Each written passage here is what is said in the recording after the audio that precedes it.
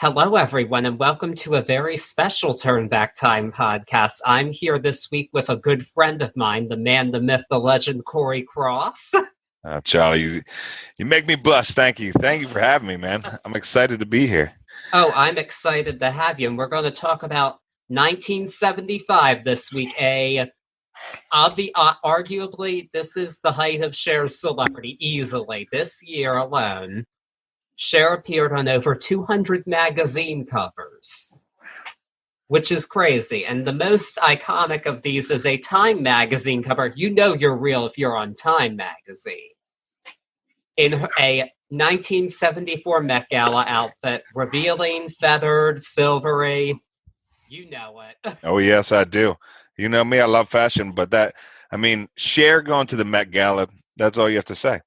Yes. That's an iconic look that everyone knows. Yes, but this cover was actually banned in Florida for being pornographic back in the day. But what does Florida know, as we've seen this year? So we're not talking about 2020. We're talking about 1975. So, yes, sir.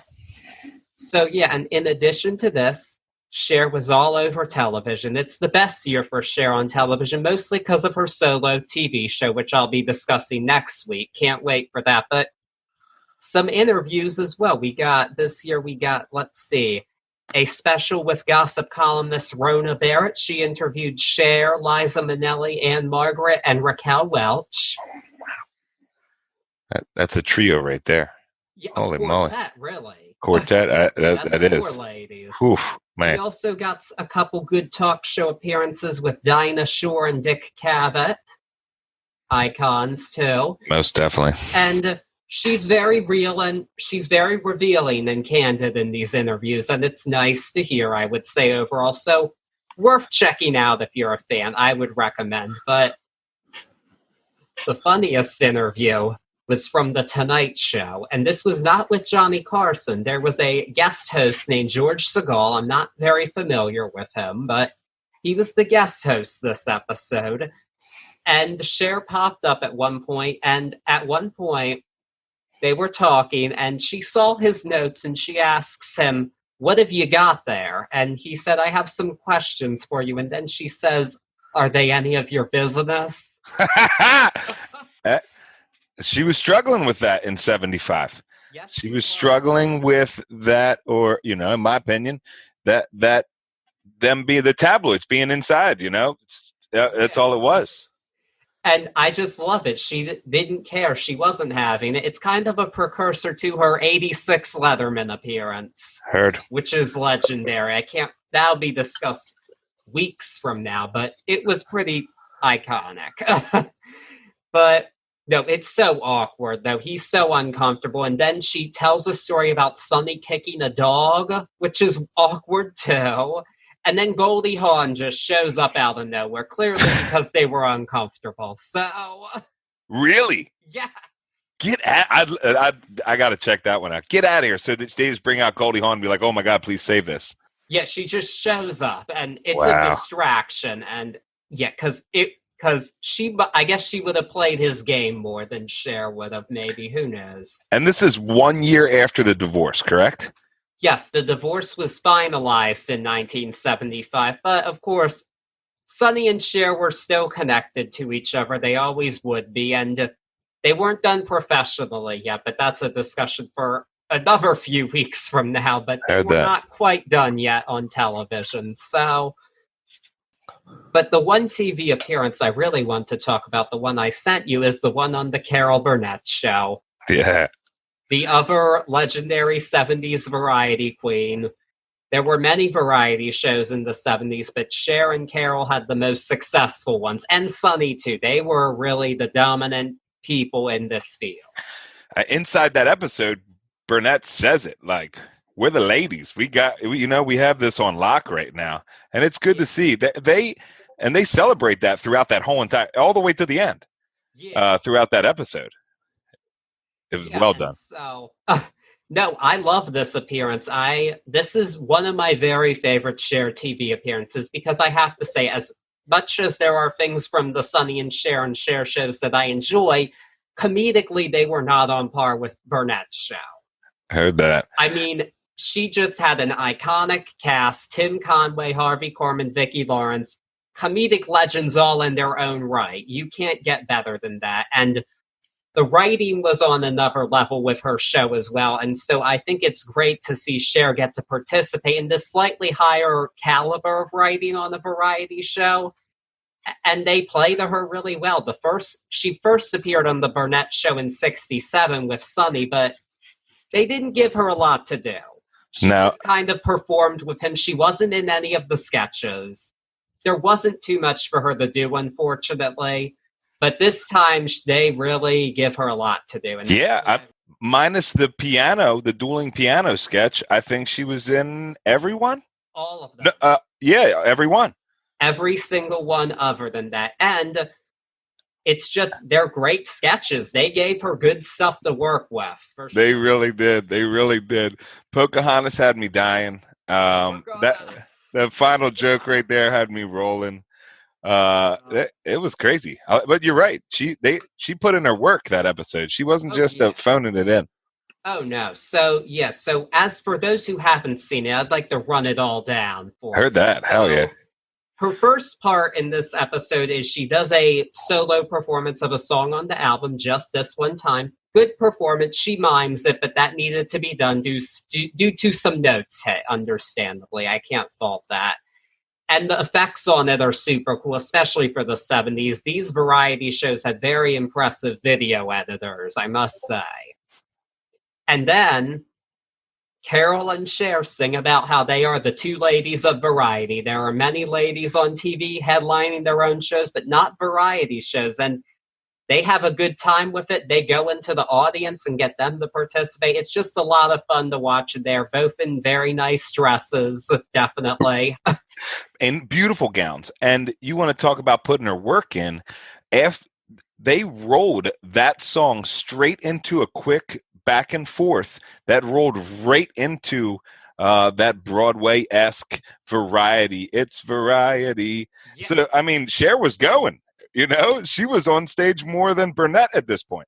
Yeah, at this point she was, but Carol will get plenty to do as well, of course. They work very well together, I think. So the next segment with Cher is the unforgettable commercials, which were a regular segment on the Burnett Show, and Cher appears in most of them. My personal favorite of them is the last one where she asks Harvey Korman to come to the bedroom for a second cup of coffee. And of course, Carol says, "Gee, that's funny. Jim never wants a second cup of coffee." That was good, man. They had me rolling all the way through on this one. Yeah. And then the not so eternal triangle. I loved this skit. First off, Cher looks pretty glamorous at that. Wig is something. Oh my gosh. Buns, yeah. Most definitely. All in black with just like a rhinestone line on it. It was nice. Yes. And in this skit, she is married to Harvey Korman, but Carol Burnett is a spinster who's the other woman. And Carol is just an expert physical comedian, and she is just hysterical on it. Once Cher gets her drunk, it is a riot from then on out. When Cher, so you saw Cher accidentally rips the sleeve, and then no one plays it, and then Cher goes all the way in and she rips the sleeve off like it was meant to happen. And then Burnett's standing there with one sleeve on, one sleeve off, and it's right as she looks like a Goodwill truck emptied on her. So it's more perfect than anything. And it was just live right on the spot. It was great. Oh, it was great. And then the highlight sketch of the episode, As the Stomach Turns, the show's soap opera parody, and Cher appears in it for only a couple of minutes, but they make the most of it. So, first off, Carol is saying, "It's like any gypsy, tramp, or thief could walk in here any minute." And then Cher shows up. "Why, it's Pocahontas Pirelli, the town half-breed, half Indian and half dressed." Come in, Poke. Oh, man. That shit was great. It was one. I mean, it feels like Cher was totally warmed up by this point too, and she's just right there. The rhythm on the jokes is spot on. Yeah, she'd been doing it for a few years at this point. She had gotten it down, and she was ready to play with these pros. She really was. Yeah, I have to say the one part that was a bit groan-worthy was they're talking about a hairdresser, and then Cher has to say, "Oh, you'll have a reservation." Yeah, tell him my name. She got it in there. They even did a drum boom, boom off. They knew it was a groan-worthy joke even back then, but they made it work, I think, okay? It's definitely politically incorrect, but it's still funny, and the rest of the sketch is hysterical, especially Harvey Korman in drag. Oh, yes. Butter Marcus. Oh, that was a good one. It was a good one. And then they end the show with a rock music parody of Solid Silver Platform Shoes, which is Carol and Cher are carrying the whole thing at this point. We also get to see Tim Conway as Elton John. That's what it is. It was great. Yeah, like 15 people on stage, pyrotechnics. I mean, we're talking about a weekly variety show, and they put their all into these. It was beautiful. Yeah, they did. I mean, Carol wrote in her book, In Such Good Company, I didn't read the whole thing, but I did skim over parts of it, and she said it was just an amazing time of creativity back in these days. I believe it. I believe it. Sonny and Cher and Carol were right next to each other studio-wise. They would really? On each other. Yeah, they would pop in on each other. And so it just it was an amazing community back then. I would have loved to have walked the halls of Television City back then and getting to see these shows, All in the Family. That was a golden age of television. We talk about today being a peak age, and it is in some ways, but this also was. These were such iconic performers, all in the same building. I wish I could have been there to be around all of them. Did you post that Sonny and Cher had 3 TV Guide in 1 year, if I remember correctly? Over the course of their first series. Wow. They appeared 72, 73, 74. Oh, okay. Heard that. But that was big time. You're on TV Guide right there. That was the TV magazine. Most definitely. They were on there with all the big names. They were on there with All in the Family and Mary Tyler Moore and all the big names. Most definitely. And they would appear again in 76 because with their revival show, they appeared again. They were hot TV stars of the 70s for sure. But enough of the TV talk. I'm ready to talk about the music. I think you are too. You know it. You know it. So before an album was released this year, a final Cher Phil Spector single was released.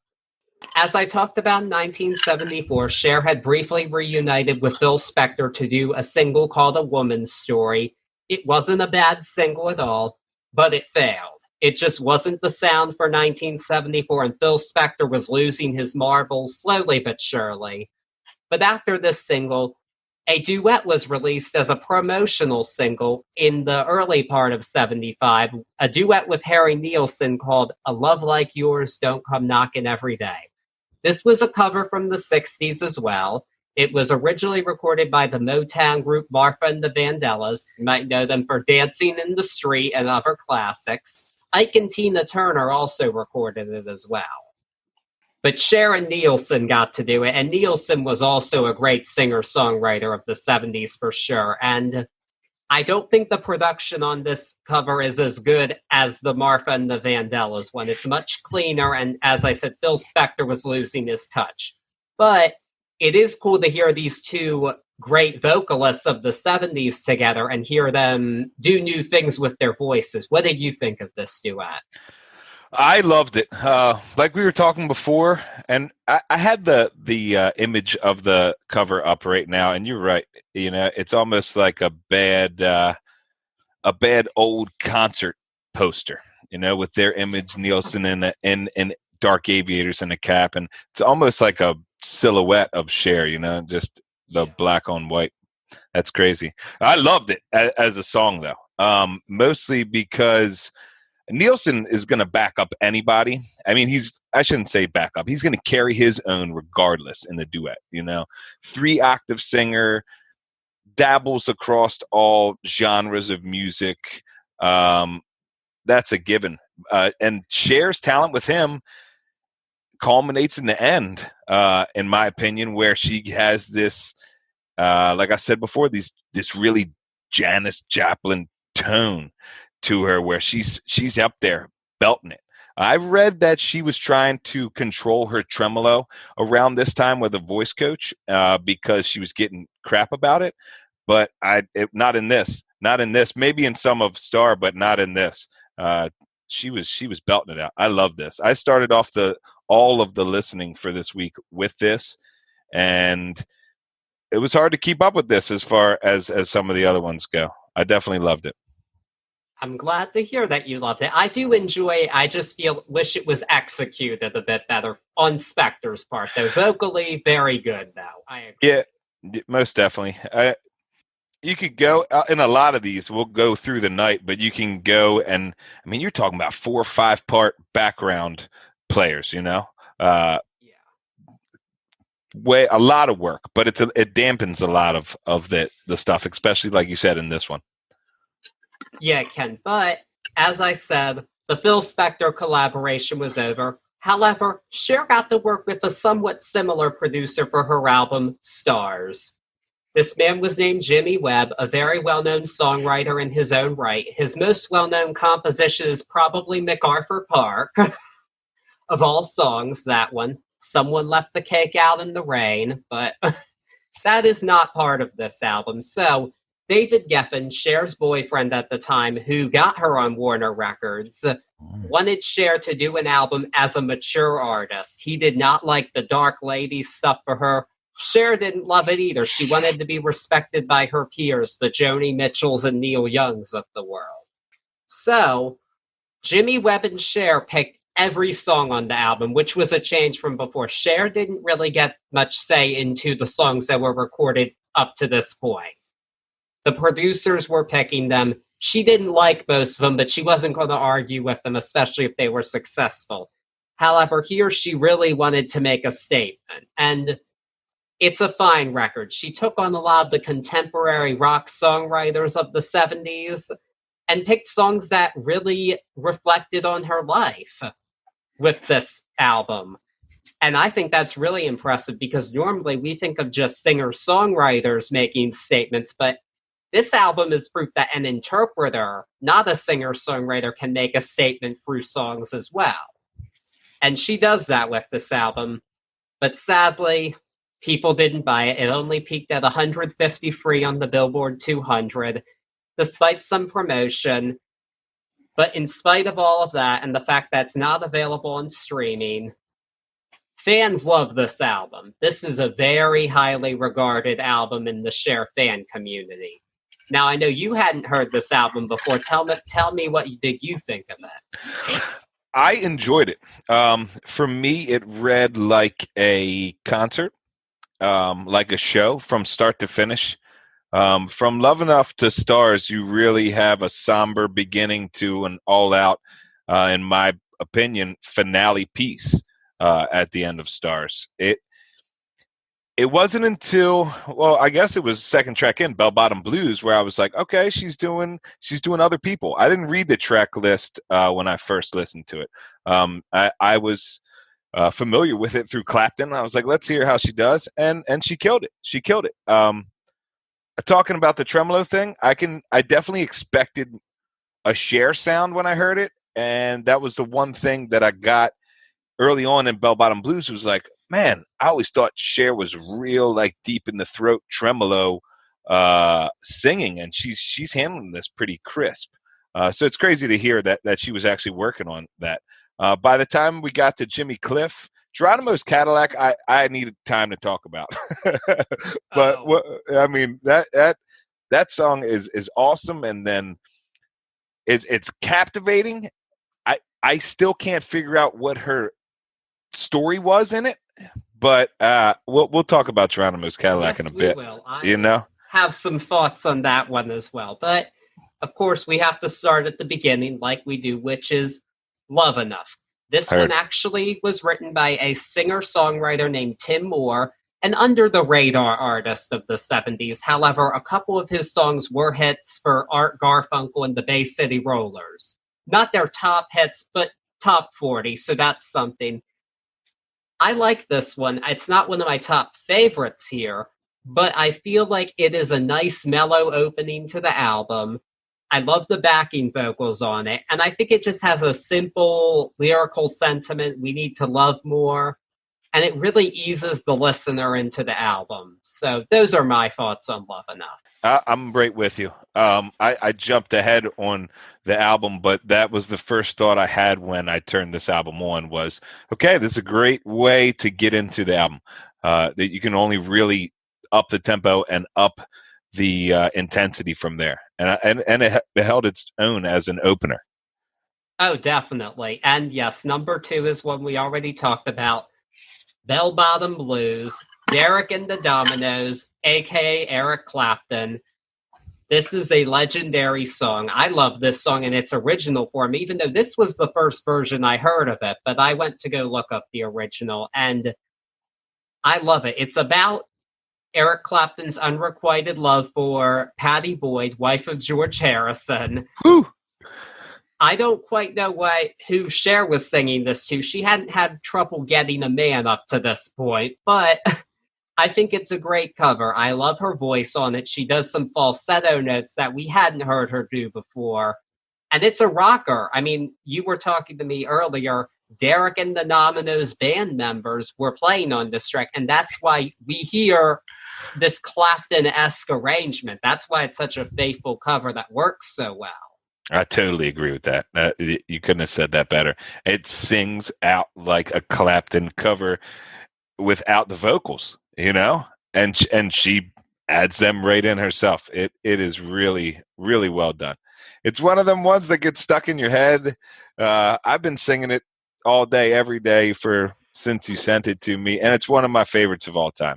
It was great to hear done well. Oh, definitely. And she performed this song on TV once.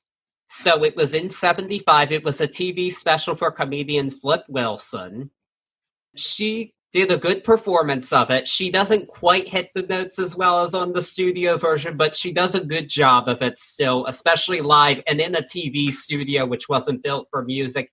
Have you ever seen her? Because my thought while I was listening to this was it would be really neat to hear her later share. Like when she's just owning her voice and doesn't care who thinks what. Have you ever heard her do this live later on in her career? I have not. No.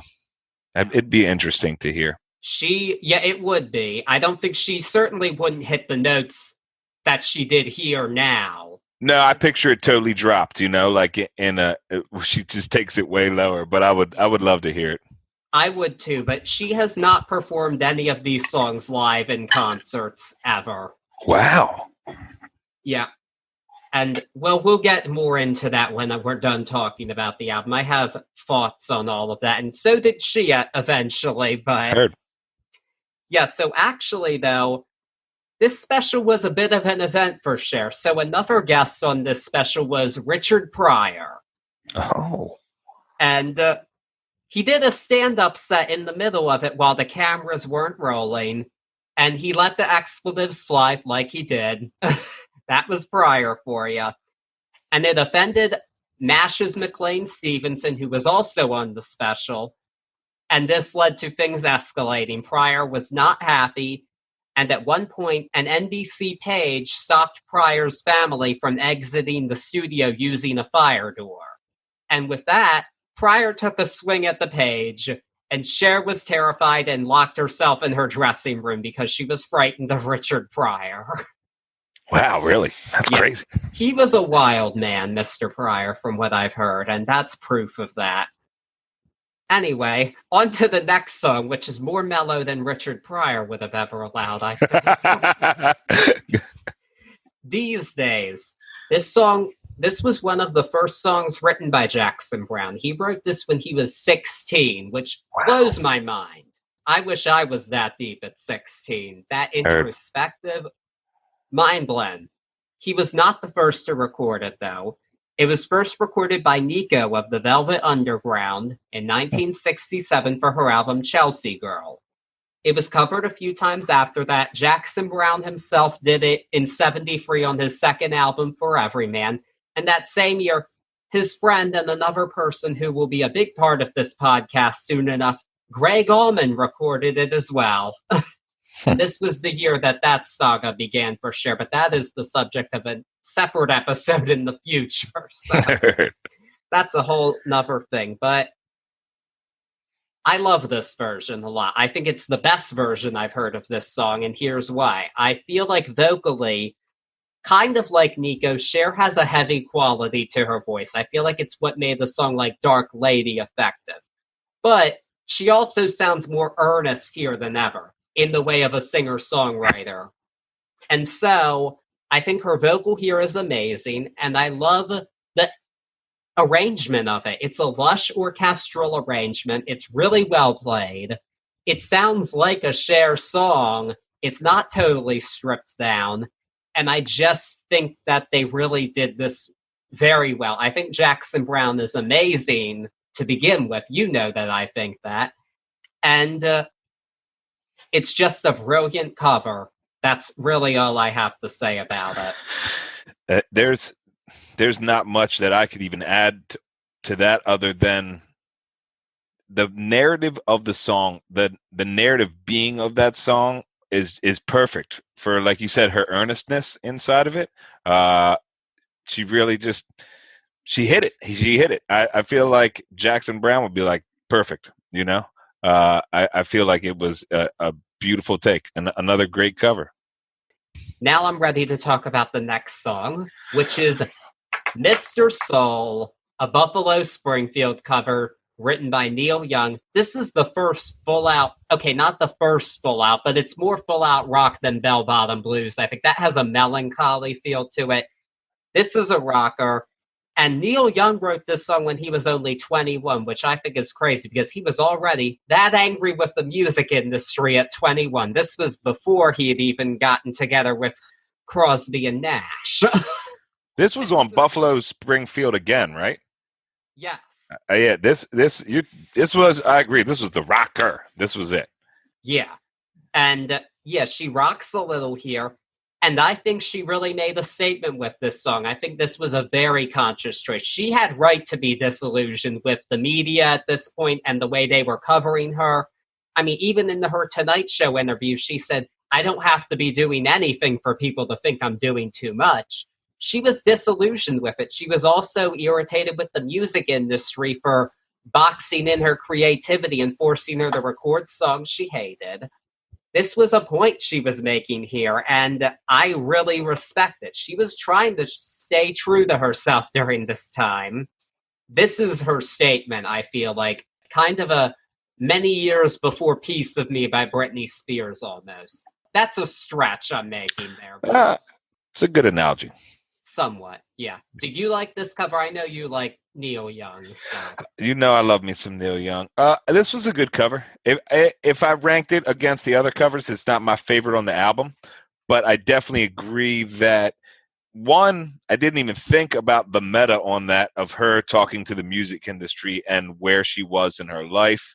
But just what you were saying earlier, her getting that genre-breaking image, which had to have been, and I know we'll talk about this later, but had to have been attached to the variety show aspect of her life, in my opinion. But that aside, definitely set her up on this album as being able to hit them all. This was the rock. This was the rock. Yeah, definitely. And you're right about the variety show image, because that image didn't allow her to do songs like this at all. If she before had done Neil Young, I feel like it probably would have just been Heart of Gold, maybe after the Gold Rush. That's a maybe, too. And those are both great, but gave her a chance to make a statement and be real with it. And so that's why I respect it so much. It's not my favorite here, but I respect it a lot. Definitely. That's where I'm at with it. So the first side of the album ends with Just This One Time. This is the only song on the album that was actually written by Jimmy Webb. He recorded it first himself a year earlier, as did Glenn Campbell. This is one of his best songs. This is definitely a lyrically better song than MacArthur Park, that's for sure. Jeez. But yes, I think this is a beautiful ballad, and her vocal on it is the best on this album. That is primarily because of the end. She hits a Mariah Carey-style whistle note on this one. That is not something you would associate with Cher usually. I don't think she could do it today at all. But she did it back then. Whoever was training her really brought out a lot in her voice. And it's breathtaking. And I really feel that she's feeling this song. And that the notes on that she hits are just breathtaking. That's really... I'm left speechless by it, really. The only other thing I have to say about this is I feel like this should have been the single from the album. The reason I say that is because it wasn't a well-known song before this at all. And it's the most Cher-like song on the album. It is not as much of a stretch for her to the public as some of the other tracks. I think it had a better chance of succeeding than the song that was a single. That's just my opinion on it. Even though this isn't my favorite song on the album, I think it should have been the single. In my notes for this song, I have that note. And that is the blistering high note. That is the note I'll remember from this album. Like that's that's, I didn't expect it. And I can say, I don't think I've ever heard it, out of Cher. It was crazy high. When I first heard it, I thought like, is that fake? But it was not, it was her hitting it. When I first heard it, I thought it was one of the backup singers. Heard. I was like, what? This was a one and done thing. This didn't happen again. But I'm glad it happened this one time. I will say that. Just this one time, I'm glad it happened. Heard. Now, side 2 of the album begins with my favorite track on the album, Geronimo's Cadillac. This song was actually first done by Michael Martin Murphey, best known for his hit Wildfire.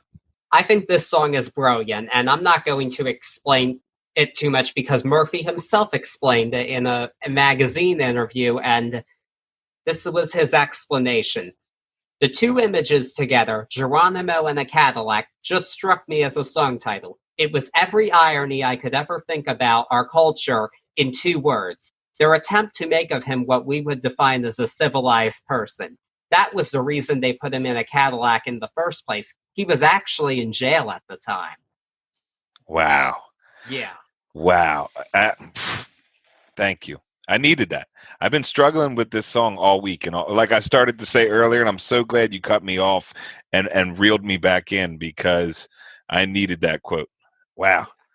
Dig it. I love this song too. So I love the irony of it. I think it's a brilliant song, and I think it was a bold song for this time period.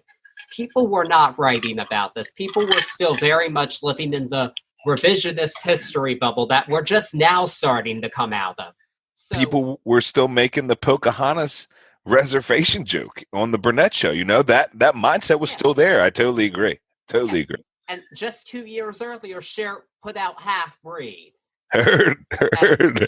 I mean, America was not thinking about how we stole the land of the natives. This song acknowledges that. Heard.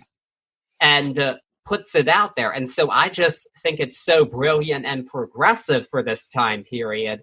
And that's why I love it so much and why it's my favorite. And it gets stuck in your head too, I think. I just adore this song. This is a classic. She performed it on the Cher show, her own show. And it was a mimed performance once again, but I thought it was well done. Overall, that was the one you sent me, right? It was well done. Yeah. Definitely was. Yeah. Would have been cool if there were actually a Cadillac, but... I thought the same thing. Like, you should be driving around a Cadillac right now. They spent too much on her outfits on that show. That was the problem. If they cut back that budget, maybe they could have had a Cadillac, but nope, they didn't think of that. Oh, well. The outfit was cool, but a Cadillac would have been cooler. Most definitely. Most definitely. So, yeah, that's Geronimo's Cadillac, my favorite song on the album. Next up is The bigger they come, the harder they fall. This song was actually called The Harder They Come. She doesn't change the lyrics. I don't know why they did this. It was a cover of a song by reggae singer Jimmy Cliff. This is probably my least favorite on the album if I were to pick one. I like the arrangement, okay, it's a good reggae light thing. I just don't think it's the best fit for this album. I feel like it kind of sticks out like a sore thumb in regards to like the Jackson Browns and Eric Clapton's present here. And I don't think it's the best style for her vocally. I'll give her credit. At least she didn't attempt to do an accent. Other singers would. Not going to name names, but it would happen. At least she didn't do that. But if I had to pick a least favorite here, it would be this one. But it's still better than weaker tracks on other albums, so I can't complain about it. This one here for me, it was tied. It was tied to me already. So as soon as I heard it come off, I was like, oh my God, she's doing Jimmy Cliff. Let's hear this. And I can go both ways on it. I definitely can see where you say it's a sore thumb of the album. It does stick out. And for her voice style, I had a real tough time. She kept coming down so hard from one and all. Cliff used to run it off, one and all. And she hits it so dead on. It's like, one and all. She messed around with it every once in a while. Maybe that's me being nitpicky on it. But on the flip side, I got to give it to, this is one of the ones where I was like, man, these session players, at this point, I hadn't even looked who was on the record, but these guys are crushing it. I mean, they're doing a steel drum just like the original. I got a chance to see Jimmy Cliff do this a couple years back at Merriweather at a Jerry Garcia birthday anniversary. Okay. And they killed it. And it was so close to the arrangement that we see on Stars. So I give it points both ways, you know. Not my favorite again, like you said, but it was a good cover, you know. Yeah. They played the hell out of it. No, but overall, though, vocally, her best, she does a much better Jimmy Cliff cover like 15 years later live. She did Many Rivers to Cross. Oh, heard that. And I think that was a better fit for her voice, especially 15 years later. I'll definitely have to check that. Yeah, that one I liked. I think that one was a better song for her to do than this one, especially 15 years later. Just my opinion, though, but speaking of songs she recorded 15 years later, the next song is one she did as well, Love Hurts. Probably the most famous song overall on this album. This one's a modern-day standard, basically. It's been done so many times. So, it was first done by the Everly Brothers back in 1960, and quite a few other people before that. The most well-known version by Nazareth was released months before this one. This is not like the Nazareth version at all. This is mellow and sedate, but I love it. I like the bombasticness of the Nazareth version and the re-recording she did of it in 1991, which was closer to the hit version. But I feel like she gives a powerful vocal performance even with this subdued arrangement. And it just shows that she can do them both for a song like this. This is a song that's been done many times. She can do it both ways, and that's what I really like about this cover overall. So, it's not my top favorite here, but I do appreciate it a lot. I'll say that. This one for me, as I won't say a Cher outsider, but like this one, as soon as it came on, it took me a second, but I quickly was like, okay, it's Love Hurts. I was a little tiny bit surprised, but then automatically I had set a standard on what I thought Cher would do with the song. And my Cher standard comes from later on in her career. So I feel a lot of times, especially in this, I was super happily surprised. Her vocal arrangement was way lighter. And like you said, it still carried over the subdued arrangement behind it. You know, they really pulled back on the harpsichord heavy Love Hurts, you know. I definitely agree. She did a great job despite the wishy-washy arrangement on this one. No, the version you'd expect she did do in 1991, because that was the version you would have expected from the If I Could Turn Back Time era, Cher. That's exactly what I thought automatically, too. Yeah, and she did it eventually, and I slightly prefer that version, actually. I like the rockier version of it. I think this is a brilliant power ballad, but I appreciate this one as well. That's where I'm at with it. So, there's that. Love Hurts, a song she did well twice. Who else can do that? I don't know. There you go. There you go. I think I heard something again. Oh, well. Okay. So the second to last song on the album is Rock and Roll Doctor, recorded by Little Feat and written by Lowell George and Fred Martin. This is kind of, I know the essay that I sent you about said this is the answer to Mr. Soul, which I agree with. This shows the positive side of music. And I love her vocal on this one, too. I think she's having fun with this song more than any of her on the album. She has a kind of jazzy rhythm going with it while she's singing it, but she still sounds like a rock singer. And so I feel like she is combining some of what she learned on the variety show, where she did some of these jazzier songs. And I don't think they were always the best fits for her voice. Like I've said before, I feel like those performances were more about the visual than the music. But I feel like she is using what she learned from doing so many of these songs over the years and applying it here. And I think it works really, really well. This is one of my favorites here as a result of that, for sure. Yeah, this one acted as like a second set power up for me. You know, at the end of this song, I was like, oh, I hope it's not ending anytime soon. Even though it's next to last on the album, it's a Little Feat cover, and you have Fred Tackett playing guitar on it. So, you know, I would like to think that a lot of the, just like you said, a lot of her soul, a lot of her jazziness in this song, I would like to think, you know, you got Tackett right there being like, check it out. This is how we were doing it. You know, this is exactly how we were setting it down. I like this. I really do. This is up there on this album for me. Yeah.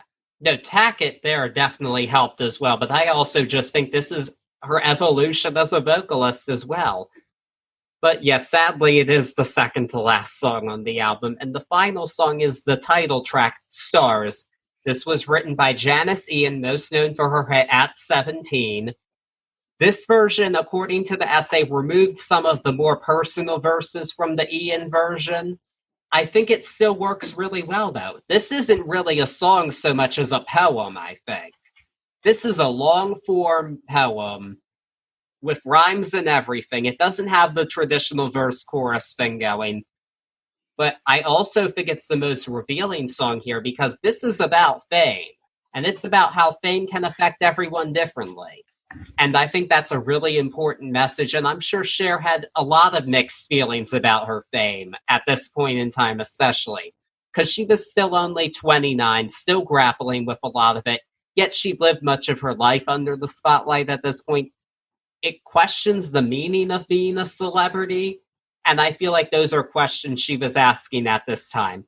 I mean, at the beginning, she even says, this is how I really feel. I don't normally sing how I really feel, but this is it.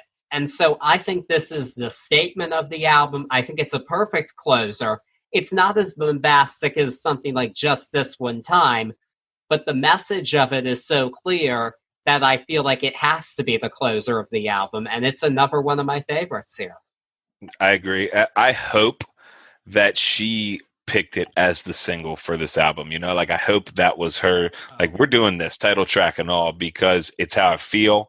And that powerful message is so done correctly with that powerful arrangement. Again, like it starts so low and it just has this crescendo like being about it. It's a beautiful, like I said before, finale piece to this album. Yeah. So I forgot to mention, this was not the single. The single was actually Geronimo's Cadillac. Oh, really? Wow. Okay. So I thought it was the title track single. No. And so, as I said earlier, even though that's my favorite on the album, I don't think it was the best single choice for the album because I don't think America was ready for it. Yeah. It actually did make it into the top 40 for Murphy, but just barely. So. Yeah, that's crazy. So it was his title track on Geronimo's Cadillac, right? So yes. that's a very weird choice for the single off this. I think so too. I mean, I love it. I get why it was chosen quality-wise, certainly, but agreeable. I don't think it should have been the single here. As much as I enjoy it, I don't think it was the best choice. I think it was too real for people. America was too comfortable with their half-breed share for her to be singing this, I think. So yeah, overall, I think this is the best album I've covered up to this point. I think it's her best 70s album. I wouldn't say it's my favorite, but I think it's her best because I just feel like it's such a strong statement that she only ever made a statement like this once again in her career in 2000, but that's far, far away from now. Heard. So, and what a crazy, what a genius way to make that statement about being a celebrity, about being inside of the music industry, showing the downside, the Mr. Soul side to the rock and roll doctor side, and doing it with other artists' works. You know, that's a pretty genius way of getting that point across. It's an all-star caliber album. I can't say that more than enough. Like, I look at the names on this and I think, like, man, they were having a party. You want to talk about Television City? I mean, look at who was sitting in at Sunshine Records on this bad. I mean, you know? yeah. It's mind-blowing, especially because you got Derek and the Dominoes guys. Like we said, you got Little Feat guys. You got all types of beautiful artists sitting in on the songs that they made. It was beautiful. That was easy to do, definitely because of Geffen and the fact that they were at Warner Brothers. I feel like that made this all very possible. So, as I normally do, I give the album a grade. This is an A all around for me. All around. And I normally just do a top 3 picks, but for this one, I'm going to do a top 5 because there's too many I like. So, yes, number 1 for me is Geronimo's Cadillac. My number 2 is Bell Bottom Blues. Then I would pick These Days, Just This One Time, and Rock and Roll Doctor. That's my top 5. Nothing here is bad, though. Everything here has something recommendable on it to me. And I think it's a shame that this album isn't on streaming. I'll talk about that after you say how you feel your overall consensus. But my top 5 off the top of my head is going to be tough, but I'm going to definitely do it. I give this an A. I'm with you on that. That's as an album, I give it an A. I know we're going to talk about it later, but I can't believe the critical nastiness it got, the hate that it got back then. Oh, yeah. It's mind blowing. Top 5. I'll start with 5, and I'm gonna go The Bigger They Come. It's sentimental to me, and it was a neat thing to hear. Number 4, I'm gonna go Mr. Soul. Yeah. Number 3, I'm gonna go. Oh man.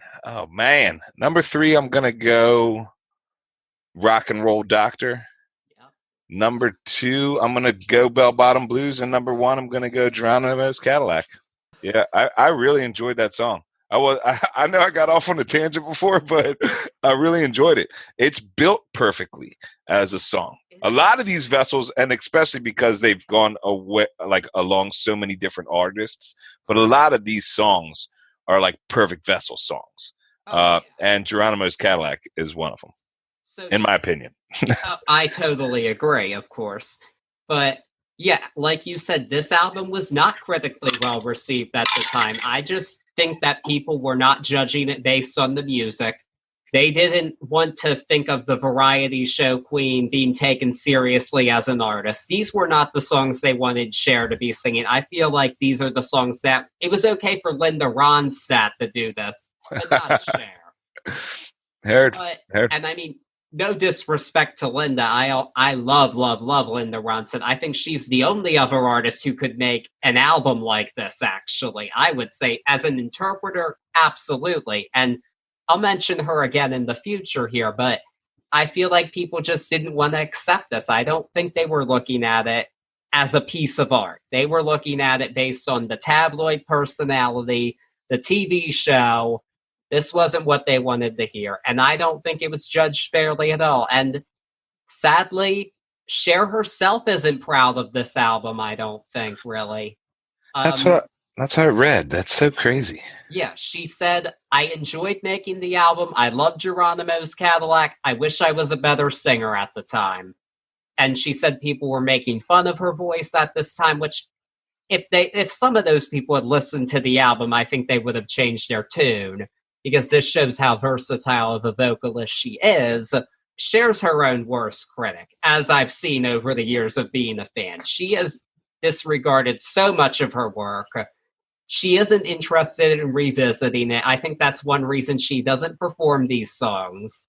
She's not interested in going back to something especially something that was a failure. She hardly even liked performing some of her hits for years. So, I don't know. 153 on the Billboard had to be a huge hit to any artist, but an artist that's used to being top Billboard. When I read that, I immediately tried to empathize, and it's got to be huge. It's got to be a huge hit. It was. And also, this had to be difficult for Warner Brothers as well. Her contract was not cheap.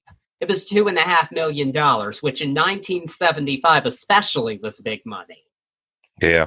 And they were, at this point, controlling much of the music industry. They were putting out hits on hits on hits for artists like the Eagles, Linda Ronstadt, Joni Mitchell, Neil Young, all these people putting out big hit albums. And for Cher, the bomb for them, I'm sure, was disappointing for them as well. And I just find it sad overall. And now, as for why this album is not on streaming, this is where I'm going to get into speculation a bit. So, in 2008, somebody asked why this album and Cher's other Warner Brothers albums of the 70s were not on CD or digital. Keith Caulfield, who was writing this column, was able to confirm Cher owned the rights to these albums. Wow. Now, my speculation is, as I said, she wasn't proud of this album, sadly. And I think a couple of the albums that she released at this time, I believe she's straight up embarrassed by. A couple of the ones that come after this. And I can see why. I'm not going to get there yet, but I can see why. So I believe that she bought these albums probably when she returned to Warner Brothers some point in the 90s. My guess is after Believe hit big, because in 99, reissues were happening with Cher. Her prior labels were trying to cash in on her comeback. So albums and compilations were aplenty at this point in time. I don't think she wanted this being reissued, and I think that's a shame, but that's what I believe, sadly, is the case. You can see it, and immediately to try to empathize with that thought process as an artist, where you're like, you know what? Thank God I own these records because I'm embarrassed. And this record to be embarrassed of is mind blowing. But I mean, that's the artist's plight, you know. And she has to hold on to that. Hopefully, she'll share them one day. To own the rights to that, though, I'm glad you said it was later on, or you know, and put some context to it, because I immediately, I mean, to think of owning the rights to those albums back then, you're talking power, man. That's superpower. To get that from under them, unless Geffen was like, "Hey, you're my sweetheart, so I'm gonna slide you these," which is not the case, you know. That shows you how much of a powerhouse she had become by the 90s, you know. I think it was. I definitely believe it happened later, because at this point in time, she wasn't doing super well financially, because Sonny had pocketed many of the earnings from the prior 10 or so years of their recordings. She didn't have much to show for financially, so she wouldn't have been able to afford it. But By the 90s, certainly, and I don't know if that's confirmed. That was just my speculation, but I think that she had motives for wanting to keep this from release. I do wish she would at least reconsider with this album. Like I said, I understand why she's embarrassed by the Greg Allman Duets album, but not this one. Not this one. Reconsider, and especially since I think a lot of the masters for other albums were destroyed from the Universal Music fires. Heard. That makes sense. I would like to hope that's more of what it is, rather than her owning and hoarding a bunch of stuff that she's embarrassed about. Do you own this on vinyl? I do. I found it on Amazon a while ago, and I got a sealed copy for $75. Wow, that's a steal. Or I would think it was a steal. That's awesome. For that, it is. I have not even opened it yet. Haven't even opened it. I will one day, but I just haven't been able to bring myself to open it. That's one to get signed, though, too, you know? Oh, totally. When I did meet Cher, we weren't allowed to get autographs. Heard. So I do have a signed CD that someone got for me a while back, but that's awesome. Yeah, but no, I do have this album, and I have a bootleg CD of it. Maybe shouldn't admit that, but I need to listen to it on my phone. Of course. And I have the other Warner albums on such CDs as well. So There you go. Keep it alive. Yeah, so there we have it, Stars. Her most underrated album up to this point, certainly. One of my favorites. I know you appreciate it, which I thought you would, and I'm glad you did. So. I'm glad you picked this one for me. One thought that I had throughout this was, do you think right here, and with the variety show, is where she became, or where, I shouldn't use the word became, where she started to manifest this residency style show that we see in her later years in Vegas and whatnot? I feel like, I should have said this earlier, I would call Stars the emancipation of Cher. This is the first post-divorce album. This is the first fully away from Sonny Bono album she did. We are seeing this, and this did lay the groundwork. I think it laid the groundwork for some of her later albums as well, because she really wanted to do this kind of music, and it was not her last attempt at doing rock music at all. And it took her some time to have some kind of success with rock music. She didn't get it really until the late 80s, I would say. But this was the beginning of those seeds. You can see it. Yeah, and the variety show is definitely the beginning of the current things that these current Vegas shows that we're seeing. Absolutely, because it's such a big spectacle, especially the solo one. I am really looking forward to discussing that one next week because it's so important in her trajectory. It really, this year is the year that Cher, as we know her today, I think was truly born. We are seeing this lady on talk shows being real with people. Before it was a bit more guarded than this. We are seeing somebody do the music she wants to do a show she wants to do, wear what she wants. This is a new era, the beginning of it, and I'm just grateful for it. That's all I can say. I love it, man. Thanks for sharing it with me, and thanks for letting me share in this. Definitely. Thank you for I'm happy to have had you, and thank you for adding your perspective. It was much appreciated, and maybe we can do this again sometime. I would love to, man. You let me know. I'm there. I will. So, all right. So thank you, everybody, for listening. I hope you all enjoyed listening to this as much as we enjoyed recording it. Definitely listen to Stars if you haven't already. In the meantime, subscribe to this podcast wherever you listen to it. Rate it on iTunes. Follow on Facebook and Instagram at Turnback Time Podcast. And in the meantime, just stay safe and take care of yourselves. And next week, I will be talking all about the Cher Solo Variety Show. I cannot wait for it. So until then, peace out.